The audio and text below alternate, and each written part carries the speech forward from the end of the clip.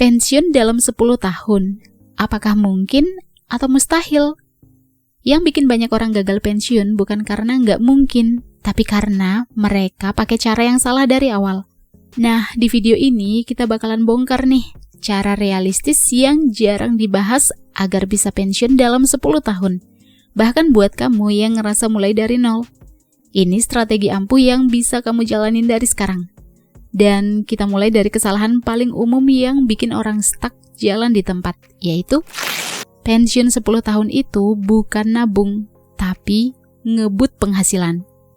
Coba jujur deh, kamu sekarang nabung tiap bulan, tapi pernah nggak ngerasa kayak jalan di tempat? Kayak udah berusaha, tapi dana pensiun masih jauh banget. Nah, ini yang jarang disadarin. Kebanyakan orang fokus nabung doang, padahal itu terlalu lambat. Kita diajarin dari kecil, hemat, jangan boros, sisihkan uang. Tapi masalahnya, kalau kamu cuman ngandelin itu, apalagi dengan gaji pas-pasan, hasilnya bakalan kecil banget. Kalau mau pensiun muda dalam 10 tahun, yang harus digenjot itu adalah penghasilan, bukan cuman hemat. Contoh real misalnya nih, gaji 5 juta rupiah per bulan. Bisa nabung 1 juta rupiah per bulan. Nah, kalau dalam 10 tahun, itu bisa jadi 120 juta rupiah. Kedengarannya lumayan kan? Enggak juga. Buat hidup bebas finansial atau pensiun bahagia, angka segitu masih jauh banget. Makanya mindsetnya harus dirubah. Bukan lagi gimana caranya hemat, tapi gimana caranya nambah income atau pemasukan. Solusinya adalah kamu bisa mulai dari hal-hal simple tapi powerful. Misalnya, ambil side hustle atau kerja sampingan kayak freelance, jualan online, bangun bisnis kecil, atau belajar skill mahal kayak desain, coding, marketing, editing. Dari sini, income kamu bisa naik 2 kali, bahkan 5 kali lipat. Bayangin kalau penghasilan kamu naik jadi 10 juta sampai 15 juta rupiah per bulan, dan kamu tetap hidup sederhana. Tabungan dan investasi kamu bakalan ngebut banget dibandingkan cuman ngandelin gaji awal. Intinya, kamu nggak bisa hemat sampai kaya, tapi kamu bisa kaya kalau income atau penghasilan kamu naik. Nah, setelah income mulai naik, pertanyaannya berubah. Sebenarnya target kita itu harus punya uang banyak atau cukup punya pemasukan yang nutup biaya hidup? Kita bahas di poin berikutnya ya. Targetnya bukan kaya, tapi cash flow yang bisa nutup biaya hidup. Banyak orang kejar jadi miliarder, tapi ironisnya mereka tetap nggak merasa aman. Kenapa bisa kayak gitu?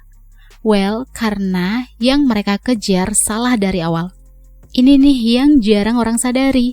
Pensiun itu bukan berarti harus kejar miliaran rupiah, tapi punya penghasilan pasif yang bisa menutupi biaya hidup tiap bulan.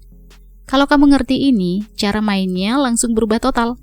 Misalnya gini, kamu butuh biaya hidup, let's say 5 juta rupiah per bulan. Itu berarti target kamu bukan punya 10 miliar rupiah, tapi gimana caranya dapat 5 juta rupiah per bulan tanpa kerja aktif. Ini jauh lebih masuk akal, bahkan buat kamu yang gajinya kecil, karena fokusnya bukan numpuk uang, tapi bikin sistem yang menghasilkan uang terus. Contoh simpel yang relate-nya kayak gini. Kamu misalnya punya kontrakan kecil atau bisnis online yang jalan otomatis.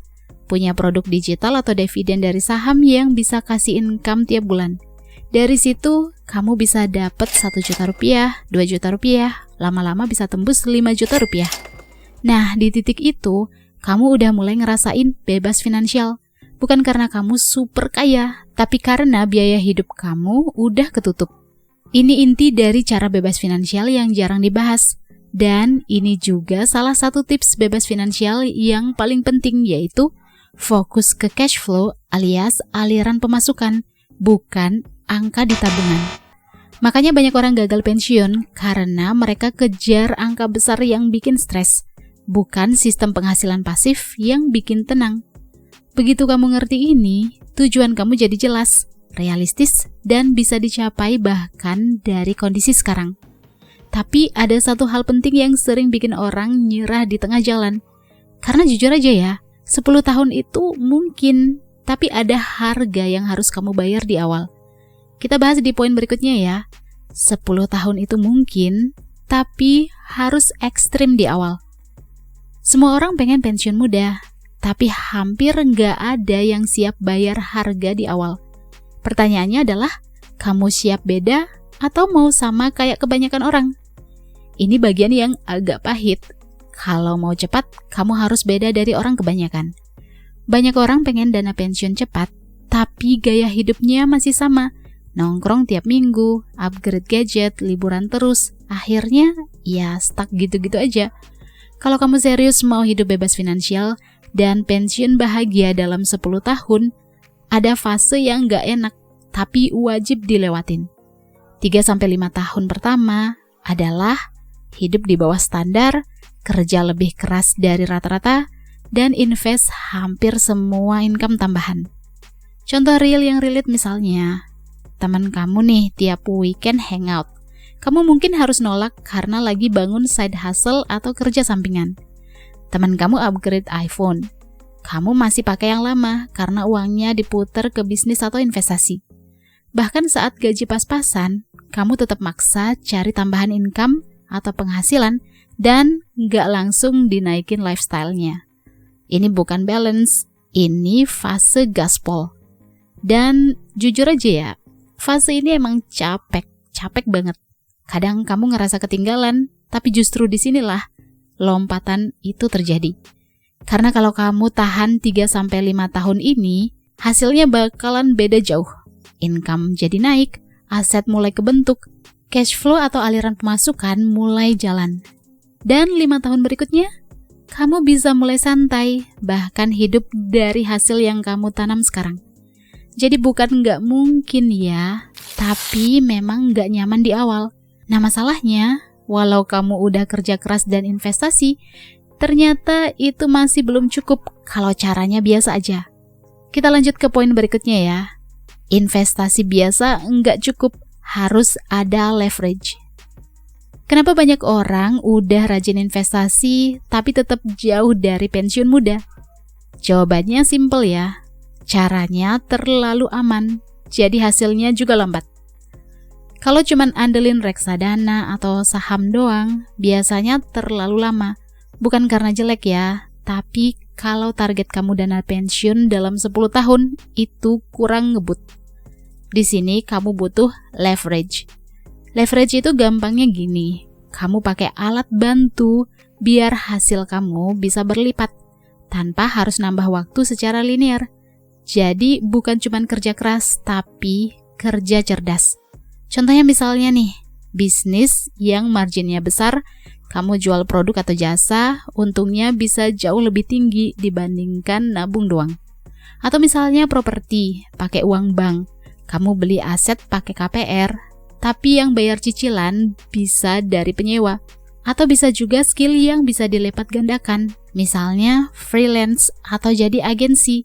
Dari kerja sendiri, jadi punya tim, terus income naik berkali-kali lipat. Contoh yang relate misalnya gini, kamu punya gaji pas-pasan, nabung 1 juta rupiah per bulan.